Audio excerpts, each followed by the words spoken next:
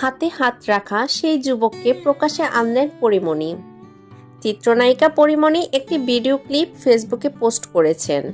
আলো আঁধারিতে ধারণ করা সেই ভিডিওতে দেখা যায় একটি গাড়ি চলছে।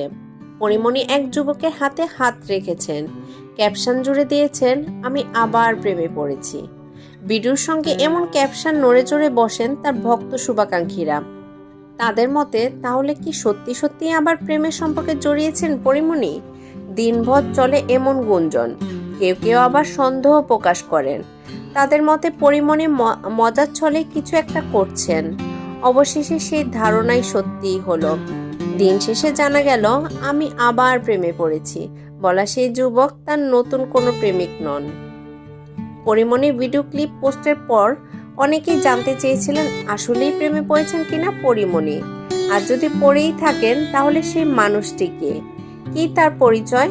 এই ধরনের যখন নানা প্রশ্ন, তখন বিষয়টি অভিনেত্রী নিজেই স্পষ্ট করলেন। একই সঙ্গে সেই মানুষকেও আনলেন প্রকাশ্যে।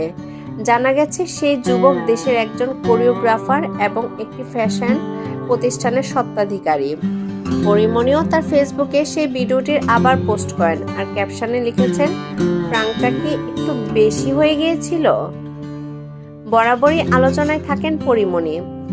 ঢালিউডের এই তারকার পেশাগত জীবন ছাপিয়ে বরাবরই ব্যক্তি জীবন সামনে চলে আসে। প্রেম, বিয়ে, বিচ্ছেদ, উদযাপন সবকিছুতেই যেন পরীমণি আলোচনার একটি নাম। বছরখানিক হয় এই তারকা একাকী জীবনযাপন করছেন। চিত্রনায়ক শরীফুল রাজের সঙ্গে বিচ্ছেদের পর মাস 6 আগেও পরীমণি বলেছিলেন, বিয়ের পর হয় ডিভোর্স, আমি এখন ডিভোর্সি। আগে কখনো কিছু করতে মন চাইলে করে ফেলতাম, প্রেম করতে মন চাইলে করতাম, এখন আর প্রেম করতে ইচ্ছেই হয় না।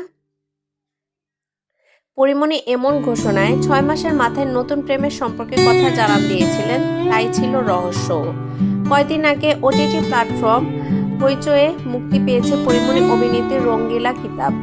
এই ওয়েব সিরিজের জন্য প্রশংসা কুড়াচ্ছেন এই তারকা। কেউ কেউ বলছেন সেই স্বপ্নজাল সিনেমার পর আবার ভিন্নভাবে ধরা দিলেন পরীমণি। রঙ্গিলা কিতাব এই পরীমণির বিপরীতে অভিনয় করছেন মোস্তাফিজ ইমরান নূর। থ্রিলার ঘরানার গল্পে নির্মিত এই সিরিজে একজন অন্তঃসত্ত্বা নারীর ভূমিকা দেখা গেছে পরীমণিকে। সৃষ্টি বানিয়েছেন অনম বিশ্বাস। ধন্যবাদ। যদি আমার ভিডিওটি আপনাদের ভালো লেগে থাকে তাহলে অবশ্যই একটা লাইক, কমেন্ট এবং শেয়ার করে পাশে থাকবেন। আর হ্যাঁ, আমার চ্যানেলটি সাবস্ক্রাইব এবং বেল বাটনে চাপ দিতে অবশ্যই ভুলবেন না। ধন্যবাদ।